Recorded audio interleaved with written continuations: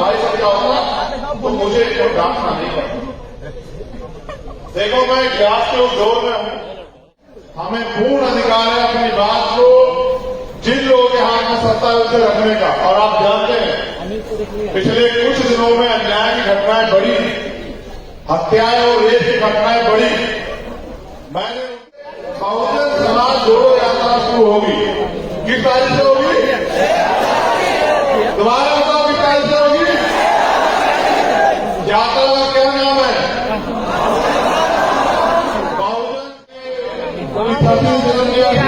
कोई भर्ती नहीं, तो मैं इस भर्ती को भी नमन करता हूं। मैं आपके उत्साह का भी धन्यवाद देता हूं, मैं आपके एकता का भी सम्मान का भी धन्यवाद देता हूं।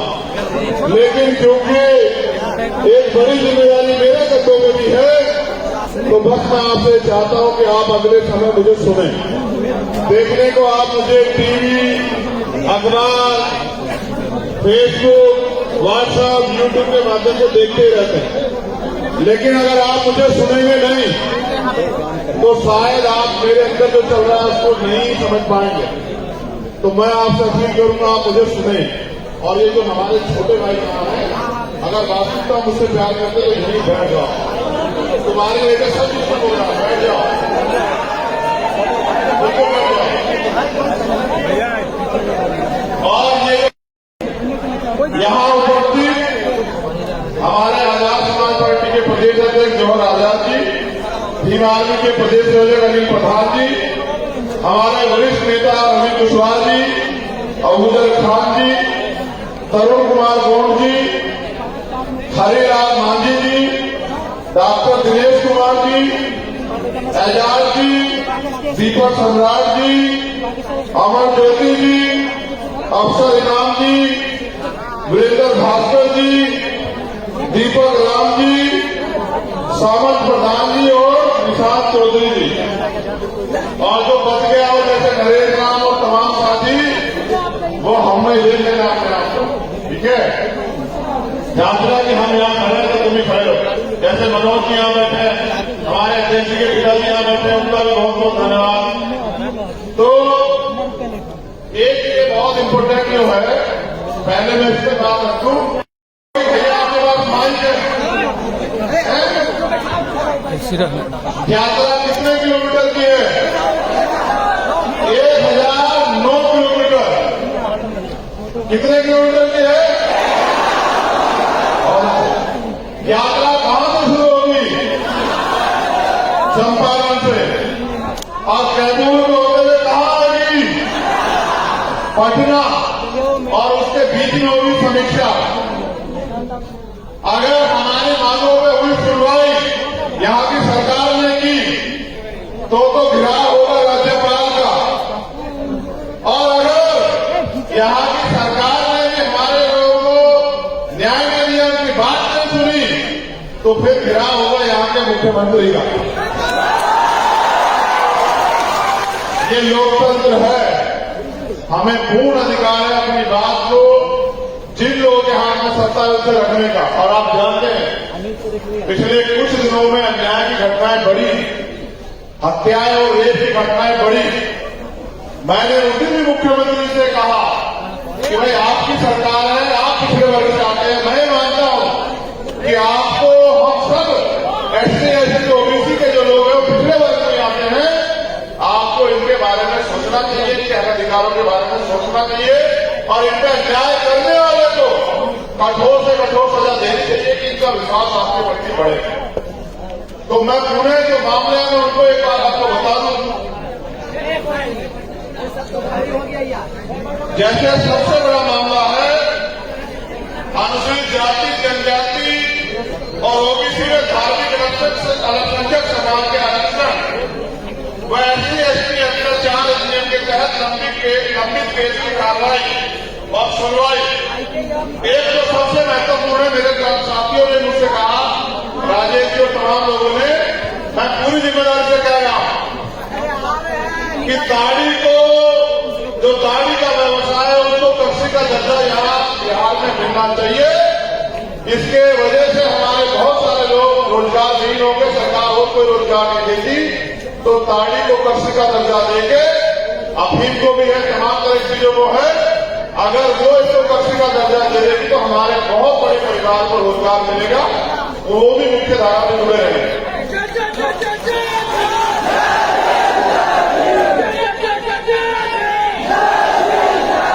फिर SC/ST OBC अल्पसंख्यक छात्रावास को विकसित किया जाए, पुस्तकालय बनाया जाए, पुरानी छात्रवृत्ति को पुनः लागू कराया जाए, विकास मित्र टोला सेवक तालीम मरकज व आशा व ममता कार्यकर्ता का वेतनमान दिलाने हेतु बिहार प्रदेश के वक्त और संपत्तियों का पुनः सर्वे कराकर रेल कब्जे से मुक्त कराने हेतु अन्य महत्वपूर्ण विषय पे। इसके अलावा जातिगत जनगणना मुझे खबर लगी है यहाँ पर सरकार शुरू कर रही है, तो मैं यहाँ की सरकार का सुझाव भी देता हूँ कि वो रोस्टर को SC/ST OBC के लिए भी लागू कर दे।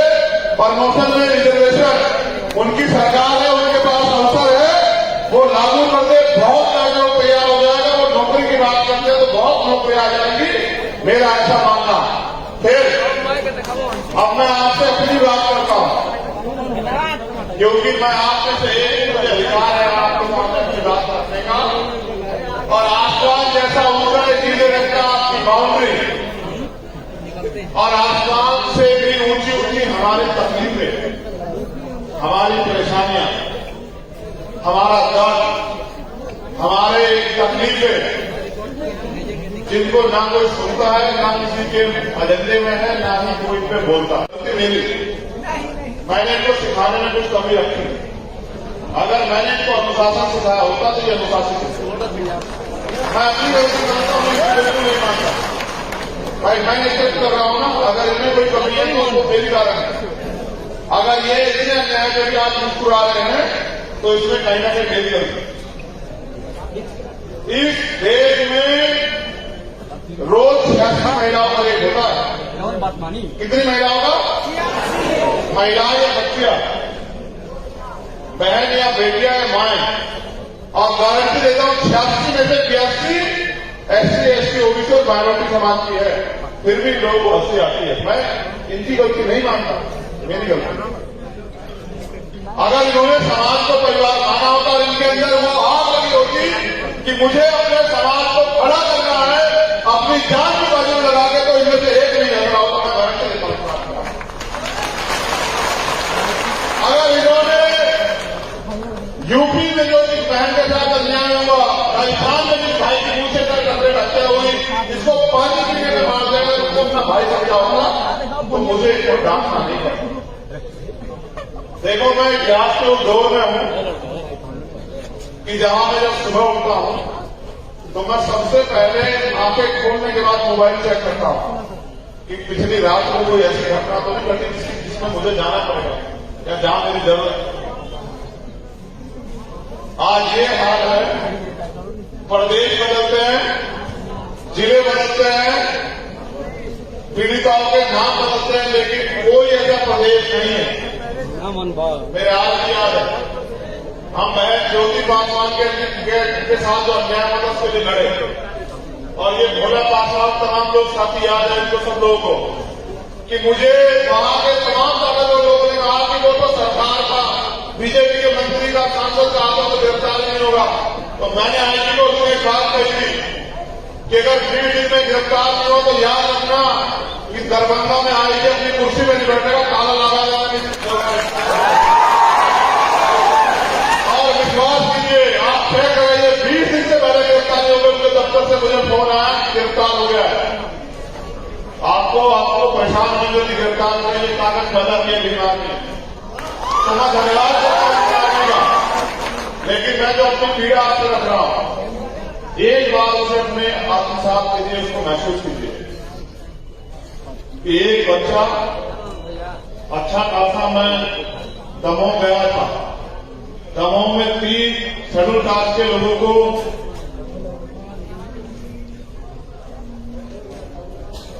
की हत्या करने गए, दमोह मध्य प्रदेश, जो सोशल मीडिया चलाते हैं उन्होंने देखा होगा, और तब तक मारा गया जब तक उसके प्राण नहीं निकलते। उसका हाथ की नस पकड़ के देखा गया कि मरा उसके हाथ की नस खत्म हो गई, रुक गई, तब उन लोगों ने उसको छोड़ा। मैं उनके न्याय करने के लिए, उस परिवार को विश्वास लाने के लिए कि हम हैं, मैं वहां गया और वहां से वापस लौट रहा था। अचानक से मेरे फोन पे कुछ प्रदेश से मैसेज आया, राजस्थान से, और मैसेज देखा कि एक बच्चा जिसका नाम है ओम प्रकाश है, उसने सुसाइड कर लिया। इस वजह से सुनोगे कि उनके पिता को, उनकी मां को ताकतवर लोग के इशारे में पीटा गया, और पीटने के बाद जब वो न्याय के लिए जाता है तो वहां का एसएचओ और सीओ उनको ये कहता है कि क्या तो फैसला कर लो, पहले तो मुकदमे को मना करते, फिर कहते फैसला कर लो, वरना तुम्हारे खिलाफ एक और मुकदमा लिख दिया जाएगा, तुम्हें पहले ले लेंगे। 24 तारीख की घटना, 25 तारीख को मुकदमा लिखा जाता है 3:18 पे, और वही 5:29 पे उस परिवार के खिलाफ, 4 लोग खिलाफ मुकदमा लिखा है चोरी की, और वो सारी जगह चक्कर काट देते हैं। फिर अंदर वो बच्चा सुसाइड करता है। वो बच्चा, उसकी छोटे वाले सबसे छोटी बहन, वो महाराष्ट्र के मुंबई में रह के जॉब करते हैं नर्सिंग की, 25,000 26,000 रुपये महीने कमा के वो अपना मकान बना रहा था। वो आया था अक्टूबर के महीने में, अपने घर के काम को आगे बढ़ाने के, दरवाजा नहीं लगाया। जब उसने अन्याय देखा, क्योंकि मैंने पहले भी कहा, वहां पे यहां भी कह रहा हूं कि हमारे पिता हमारे लिए हीरो है, हर बेटे के लिए उनका पिता हीरो, चाहे उसके बदन पे कपड़े हो ना हो अच्छे, उसके पैर में अच्छा जूता हो ना हो, लेकिन हर एक बेटे के लिए उसका पिता जो है उसका रोल मॉडल है। लेकिन अगर कोई बेटा अपने पिता को पीटते हुए देखे, उसको ध्यान नहीं देता, मैं क्या बीती होगी उस बेटे में, देखो वो पढ़ा लिखा था, वो उसने कहा, अपने सुसाइड नोट में लिखा कि पिताजी आपने मुझे पाल पोस के इतना बड़ा किया और मैं आपका सम्मान नहीं बचा पा रहा हूं, मैं आपका आत्म सम्मान नहीं बचा पाया, मैं आपका आंखें गिराने में भी जो है अपमानित महसूस कर रहा हूं, मुझे शर्मिंदगी हो गई है, इसलिए क्योंकि न्याय नहीं मिल रहा है, इसलिए मैं सुसाइड कर रहा हूं। और वो एक लाइन लिख रहा उसमें जो बहुत कठोर थी, मैंने भी आज तक के इतिहास में नहीं देखा, मैंने जितनी घटनाएं, इतने अन्याय सब कुछ पढ़ा देखा, उसमें लिखा कि मैं चाहता हूं कि भीम आर्मी के संस्थापक आए और वो मेरी लाश को अंतिम संस्कार करें मेरे संग से, और मैं कहता हूं कि ये ताली बजाने की बात है ही नहीं। अगर आप इतना भी नहीं समझ पाए हैं तो फिर आप क्या लड़ाई करेंगे, ये मुझे सोचने की बात है। मैंने वो सुसाइड नोट जब मुझे भेजा गया तो उसमें लिखा गया कि मेरी अंतिम इच्छा यह है, सुसाइड नोट में लिखा था कि भीम आर्मी के प्रमुख चंद्रशेखर आजाद आए और मेरा अंतिम संस्कार करें अपने हाथों से। फिर दूसरी बात जो अंतिम में लिखी हुई है, उसने लिखा कि मेरे परिवार की रक्षा करना, भाई चंद्रशेखर आजाद मेरे परिवार की रक्षा करना। भीड़ क्या होती है? भेड़ भी एक दूसरे के पीछे चलते। हमारे लोगों को अनुशासित होना चाहिए, क्योंकि जब कोई व्यक्ति आर्मी का जवान बनता है, सेलेक्ट हो जाता है, तब तक उसको जवान नहीं माना जाता जब तक वो कठोर ट्रेनिंग से न गुजर जाए। अगर कोई नौजवान आईएएस आईपीएस की परीक्षा भी पास कर लेता है तो भी उसको डायरेक्ट पीएम नहीं बनाते, पहले उसकी ट्रेनिंग कराते हैं। इसलिए आपको इस देश में शासन सत्ता में आने के लिए कैडर की जरूरत है। कैडर से समन्वित कार्यकर्ता तैयार होगा जो आरएसएस और बीजेपी के 1000 कार्यकर्ताओं पर भी भारी पड़ेगा। मैं ऐसा मेरा विश्वास है। इसलिए आप सभी लोग अपने अपने जिलों में कैडर के प्रोग्राम रखाओ, कैडर लो और कैडर लेके ताकतवर बन के प्रूफ होंगे और फिर मोर्चे में डर जाओ। फिर एक ही ऐसा सूर्य निकलेगा, कहां? बिहार की धरती में, जिसमें आप कमजोर लोग भी खुशी बनाएंगे। बुद्ध की धरती कहा ना मैंने, पूरी दुनिया में गया यहाँ से खत जो है पूरी दुनिया में गया पूरी खत्म यहाँ से। बिहार की राजनीति का कोई तोड़ नहीं। बिहार की कमजोरी के लिए बिहारवासी जिम्मेदार है। स्पेशली बिहार के बहुजन समाज के नौजवान जो नेताओं के सफेद कपड़े देख के उनके जैसे बनना तो चाहते हैं लेकिन लीडर नहीं बनना चाहते। जो तमाम दलों से विधायक एमपी को बनना चाहते हैं लेकिन समाज की लड़ाई को जमीन पे नहीं करना चाहते।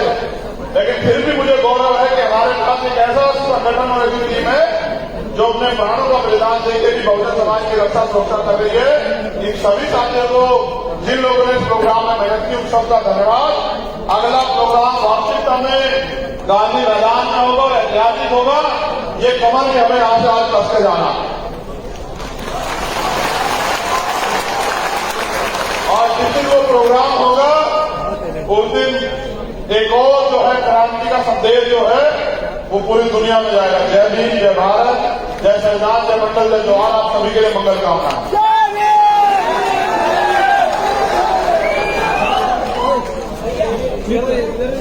लाइट बन जाओ।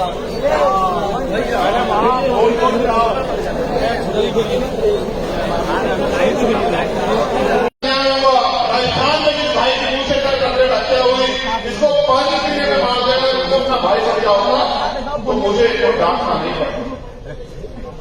देखो, मैं इतिहास के उस दौर में हूं।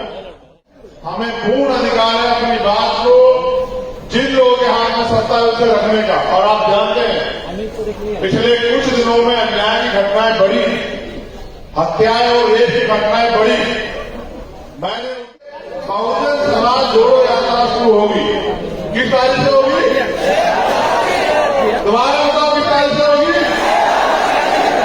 यात्रा का क्या नाम है? बहुजन की धरती जन्म लिया, दुनिया में कोई धरती नहीं। तो मैं इस धरती को भी नमन करता हूं। मैं आपके उत्साह का भी धन्यवाद देता हूं। मैं आपके एकता का भी सम्मान का भी धन्यवाद देता हूं। लेकिन क्योंकि एक बड़ी जिम्मेदारी मेरे कंधों में भी है तो बस मैं आपसे चाहता हूं कि आप अगले समय मुझे सुनें। देखने को आप मुझे टीवी, अखबार, फेसबुक, व्हाट्सएप, यूट्यूब के माध्यम से देखते ही रहते हैं। लेकिन अगर आप मुझे सुनेंगे नहीं तो शायद आप मेरे अंदर जो चल रहा है उसको नहीं समझ पाएंगे। तो मैं आपसे अपील करूंगा, आप मुझे सुने। और ये जो हमारे छोटे भाई यहाँ हैं, अगर वास्तविकता मुझसे प्यार करते तो यहीं बैठ जाओ। तुम्हारे लिए तो सब कुछ हो रहा है, बैठ जाओ।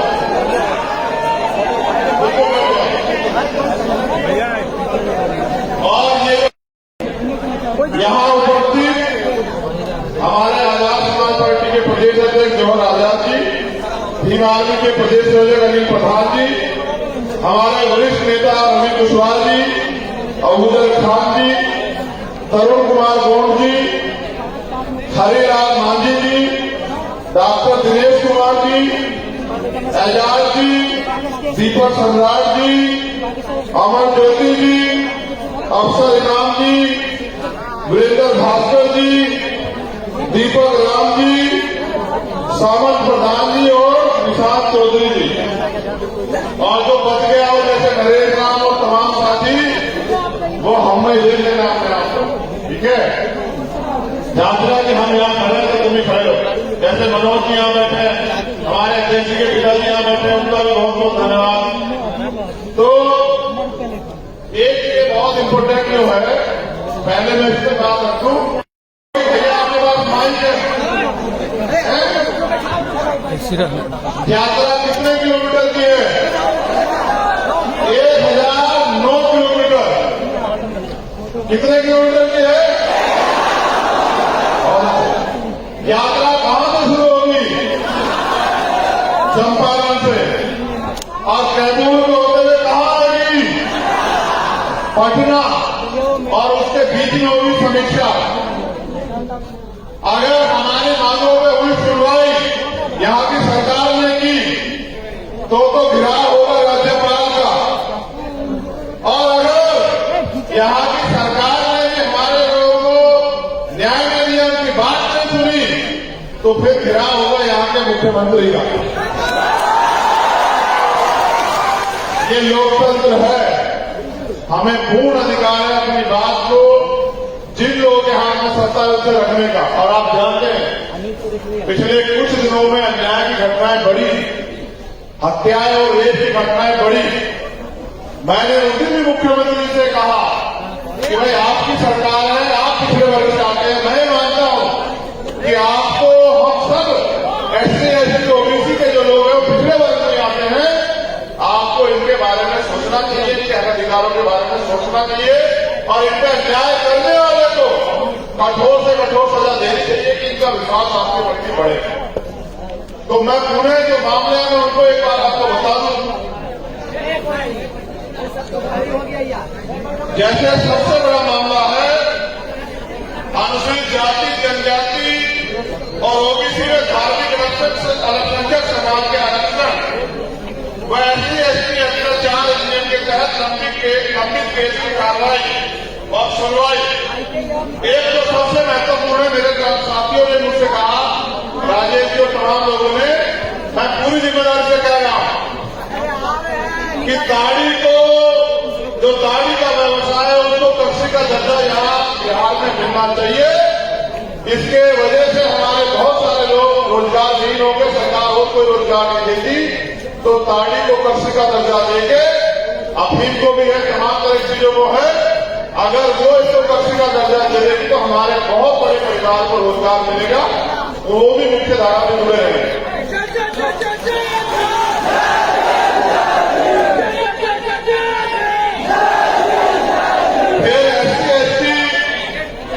ओबीसी अल्पसंख्यक छात्रावास को विकसित किया जाए, पुस्तकालय बनाया जाए, पुरानी छात्रवृत्ति को पुनः लागू कराया जाए, विकास मित्र टोला सेवक तालीम मरकज व आशा व ममता कार्यकर्ताओं का वेतनमान दिलाने हेतु बिहार प्रदेश के वक्त और संपत्तियों का पुनः सर्वे कराकर अवैध कब्जे से मुक्त कराने हेतु अन्य महत्वपूर्ण विषय में। इसके अलावा जातिगत जनगणना मुझे खबर लगी है यहाँ की सरकार शुरू कर रही है, तो मैं यहाँ की सरकार का सुझाव भी देता हूँ कि वो रोस्टर को एससी एसटी ओबीसीओ के लिए भी लागू कर दे। प्रमोशन में रिजर्वेशन उनकी सरकार है, उनके पास अवसर है, वो लागू कर दे। बहुत लोगों को तैयार हो जाएगा। वो नौकरी की बात करते हैं तो बहुत नौकरी आ जाएगी, मेरा ऐसा मानना। फिर अब मैं आपसे अपनी बात करता हूँ, क्योंकि मैं आपके से एक मुझे अधिकार है आपके सामने अपनी बात रखने का।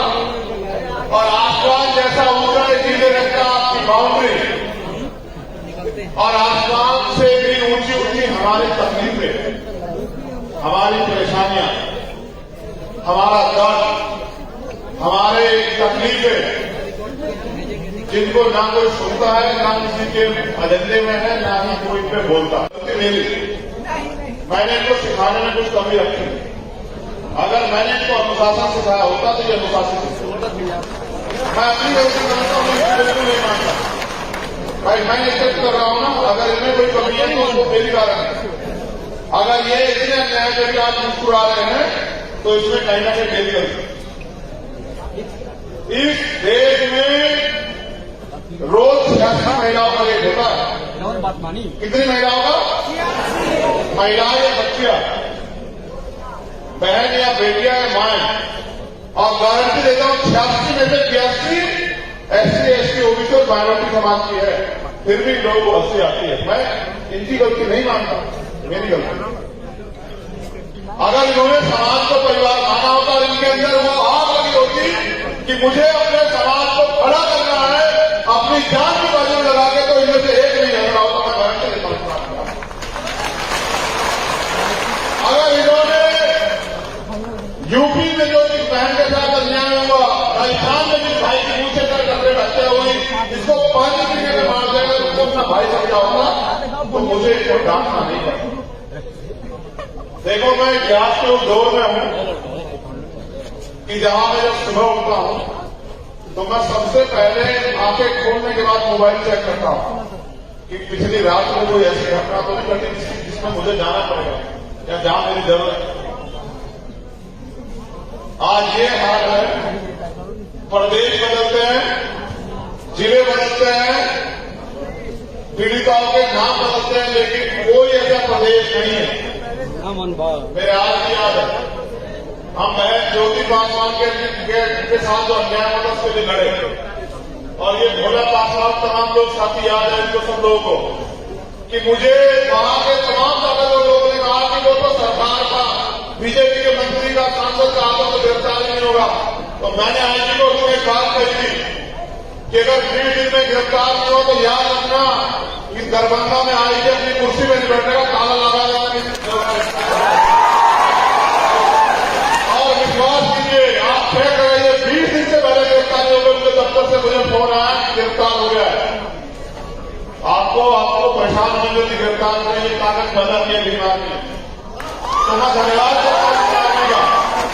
लेकिन मैं जो अपनी पीड़ा आपसे रख रहा हूं, एक बार उसे अपने आत्मसात कीजिए, उसको महसूस कीजिए कि एक बच्चा अच्छा खासा, मैं दमोह गया था, दमोह में 3 शेड्यूल कास्ट के लोगों को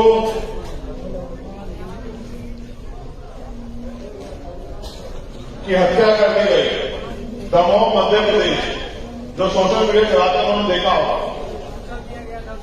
और तब तक मारा गया जब तक उसके प्राण नहीं निकल गए। उसका हाथ की नस पकड़ के देखा गया कि मरा नहीं मरा। जब उसकी हाथ की नस खत्म हो गई, रुक गई, तब उन लोगों ने उसको छोड़ा। मैं उनके लड़ाई लड़ने के लिए, उस परिवार को विश्वास लाने के लिए कि हम हैं, मैं वहां गया और वहां से वापस लौट रहा था। अचानक से मेरे फोन पे कुछ प्रदेश से मैसेज आया, राजस्थान से, और मैसेज देखा कि एक बच्चा जिसका नाम है ओम प्रकाश है, उसने सुसाइड कर लिया। इस वजह से सुनोगे कि उनके पिता को, उनकी मां को ताकतवर लोगों के इशारे में पीटा गया, और पीटने के बाद जब वो न्याय के लिए जाता है तो वहां का एसएचओ और सीओ उनको ये कहता है कि क्या तो फैसला कर लो, पहले तो मुकदमे को मना करते, फिर कहते फैसला कर लो, वरना तुम्हारे खिलाफ एक और मुकदमा लिखा जाएगा, तुम्हें पहले नहीं दे दूंगा। 24 तारीख की घटना, 25 तारीख को मुकदमा लिखा जाता है 3:18 पे, और वहीं 5:29 पे उस परिवार के खिलाफ, 4 लोगों के खिलाफ मुकदमा लिखा है चोरी की, और वो सारी जगह चक्कर काट लेते हैं। फिर अंदर वो बच्चा सुसाइड करता है। वो बच्चा, उसकी छोटे वाले सबसे छोटी बहन, वो महाराष्ट्र के मुंबई में रह के जॉब करते हैं नर्सिंग की, 25,000-26,000 रुपये महीने कमा के वो अपना मकान बना रहा था। वो आया था अक्टूबर के महीने में, अपने घर के काम को आगे बढ़ाने के लिए दरवाजा नहीं लगाया। जब उसने अन्याय देखा, क्योंकि मैंने पहले भी कहा, वहां पे यहां भी कह रहा कि हमारे पिता हमारे लिए हीरो हैं, हर बेटे के लिए उनका पिता हीरो, चाहे उसके बदन में कपड़े हो ना हो अच्छे, उसके पैर में अच्छा जूता हो ना हो, लेकिन हर एक बेटे के लिए उसका पिता जो है उसका रोल मॉडल है। लेकिन अगर कोई बेटा अपने पिता को पीटते हुए देखे, उसको ध्यान नहीं लगाता, क्या बीती होगी उस बेटे में, देखो वो पढ़ा लिखा था, वो उसने कहा, अपने सुसाइड नोट में लिखा कि पिताजी आपने मुझे पाल पोस के इतना बड़ा किया और मैं आपका सम्मान नहीं बचा पा रहा हूं, मैं आपका आत्मसम्मान नहीं बचा पाया, मैं आपका आगे गिराने में भी जो है अपमानित महसूस कर रहा हूं, मुझे शर्मिंदगी हो रही है, इसलिए क्योंकि न्याय नहीं मिल रहा है, इसलिए मैं सुसाइड कर रहा हूं। और वो एक लाइन लिख रहा उसमें जो बहुत कठोर थी, मैंने भी आज तक के इतिहास में नहीं देखा, मैंने भी इतनी घटनाएं, इतने अन्याय सब कुछ पढ़ा देखा। उसने लिखा कि मैं चाहता हूं कि भीम आर्मी के संस्थापक आए और वो मेरी लाश को अंतिम संस्कार करें मेरे संग।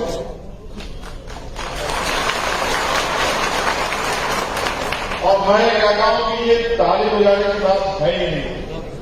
अगर आप इतना भी नहीं समझ पाए हैं तो फिर आप क्या लड़ाई करेंगे, ये बड़े सोचने की बात है। मैंने वो सुसाइड नोट जब मुझे भेजा गया तो उसमें लिखा गया कि मेरी अंतिम इच्छा यह है, सुसाइड नोट में लिखा था कि भीम आर्मी के प्रमुख चंद्रशेखर आजाद आए और मेरा अंतिम संस्कार करें, वो अपने हाथों से। फिर दूसरी बात जो अंतिम में लिखी हुई है, उसने लिखा कि मेरे परिवार की रक्षा करना, भाई चंद्रशेखर आजाद मेरे परिवार की रक्षा करना। भीड़ क्या होती है? भेड़ भी एक दूसरे के पीछे चलते। हमारे लोगों को अनुशासित होना चाहिए, क्योंकि जब कोई व्यक्ति आर्मी का जवान बनता है, सेलेक्ट हो जाता है, तब तक उसको जवान नहीं माना जाता जब तक वो कठोर ट्रेनिंग से न गुजर जाए। अगर कोई नौजवान IAS IPS की परीक्षा भी पास कर लेता है तो भी उसको डायरेक्ट टीएस नहीं बनाते, पहले उसकी ट्रेनिंग कराते हैं। इसलिए आपको इस देश में शासन सत्ता में आने के लिए कैडर की जरूरत है। कैडर से समर्पित कार्यकर्ता तैयार होगा जो RSS और BJP के 1000 कार्यकर्ताओं से भी भारी पड़ेगा। मैं ऐसा मेरा विश्वास है। इसलिए आप सभी लोग अपने अपने जिलों में कैडर के प्रोग्राम रखाओ, कैडर लो और कैडर लेके ताकतवर बन के प्रूफ होंगे और फिर मोर्चे पर डट जाओ। फिर एक दिन ऐसा सूर्य निकलेगा, कहां? बिहार की धरती में, जिसमें आप कमजोर लोग भी कुर्सी बनाएंगे। बुद्ध की धरती कहा ना मैंने, पूरी दुनिया में गया बुद्ध, यहां से खत जो है पूरी दुनिया में गया बुद्ध खत्म यहां से। बिहार की क्रांति का कोई तोड़ नहीं। बिहार की कमजोरी के लिए बिहारवासी जिम्मेदार है। स्पेशली बिहार के बहुजन समाज के नौजवान जो नेताओं के सफेद कपड़े देख के उनके जैसे बनना तो चाहते हैं लेकिन लीडर नहीं बनना चाहते, जो तमाम दलों से विधायक MP को बनना चाहते हैं लेकिन समाज की लड़ाई को जमीन पर नहीं करना चाहते। लेकिन फिर भी मुझे गौरव है कि हमारे पास एक ऐसा संगठन और ऐसी टीम है जो अपने प्राणों का बलिदान देकर भी बहुजन समाज की रक्षा सुरक्षा कर रही है। इन सभी साथियों को, जिन लोगों ने इस प्रोग्राम में मेहनत की, उन सबका धन्यवाद। अगला प्रोग्राम वार्षिकता में गांधी मैदान में होगा, ऐतिहासिक होगा। ये कमर में हमें यहां से आज कस के जाना और जिस दिन वो प्रोग्राम होगा उस दिन एक और जो है क्रांति का संदेश जो है वो पूरी दुनिया में जाएगा। जय भीम, जय भारत, जय संविधान, जय मंडल, जय जवाहर। आप सभी के लिए मंगल कामना।